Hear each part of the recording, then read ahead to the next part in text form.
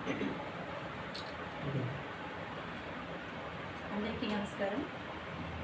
ఉమ్మడి నెల్లూరు జిల్లా గ్రంథాలయ చైర్పర్సన్ శాంతకుమారి.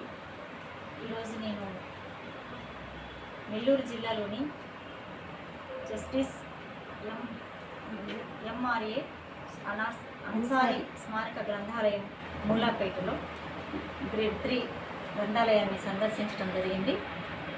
ఇక్కడ ఈశ్వరమ్మ గారు ప్రాతినిధ్యం వహిస్తున్నారు. షీఈస్ వెరీ గుడ్, అన్నీ బాగా పెట్టుకున్నారు. కాకపోతే ఇక్కడ ప్రజెంట్ విద్యార్థులకి అవసరమైనటువంటి మెటీరియల్స్ కానీ, కాంపిటేటివ్ ఎగ్జామ్స్కి అవసరమైన బుక్స్ కానీ లేవు. ఇంకా మౌలిక సదుపాయాలను కూడా కొన్ని అవసరం అయి ఉన్నాయి.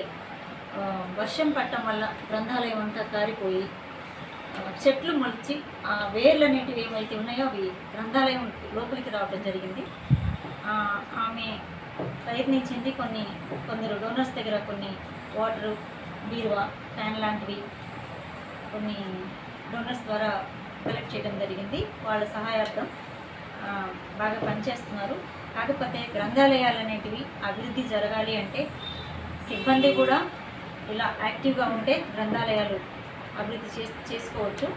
సెస్ కలెక్షన్ ద్వారా కొంత గ్రంథాలయాల అభివృద్ధికి ఉపయోగిస్తాము. మరమ్మతులు చేయడానికి చాలా చోట్ల 62 గ్రంథాలయాలు ఉంటే చాలా గ్రంథాలయాల్లో ఇదే పరిస్థితి నెలకొని ఉంది. కాబట్టి సంబంధిత అధికారులు దయచేసి ఇటువంటి ఈ గ్రంథాలయాల కోసం తొందరగా సెస్ అనేది రిలీజ్ చేస్తే ఖచ్చితంగా వీటన్నిటిని మనం తిరిగి పునర్నిర్మాణం చేసుకోవడం. కొన్ని అయితే కొన్ని మరమ్మతులు, తాత్కాలిక మరమ్మతులు చేసేటివి కొన్ని ఉంటే వీటన్నిటి కూడా సెస్ అమౌంట్ అవసరమవుతుంది. కాబట్టి ఇందు మూలంగా తెలియజేసుకోవడం ఏమనగా కాస్త సెస్ అనేది మనకి రావాలి. అది వస్తే ఇవన్నీ నేను చేయగలుగుతాను. అంతేకాకుండా స్టూడెంట్స్ కూడా, విద్యార్థులకి సంబంధించి కూడా మేము ప్రత్యేకంగా ఒక కార్యక్రమం ఏర్పాటు చేస్తున్నాము. కాంపిటేటివ్ ఎగ్జామ్స్ సంబంధించిన మెటీరియల్స్ అన్నీ వాళ్ళకి ఏర్పాటు చేసి వాళ్ళకి ప్రత్యేకంగా చదువుకునేటువంటి ఏర్పాటు చేయాలని నిర్ణయించుకున్నాము. అవన్నీ చేస్తాం. పేద విద్యార్థులందరూ కూడా, కాంపిటేటివ్ ఎగ్జామ్స్లో పాల్గొనే విద్యార్థులందరూ కూడా ప్రత్యేకమైనటువంటి ఏకాగ్రత అనేది ఏర్పాటు చేయడానికి మేము నిర్ణయించుకున్నాము.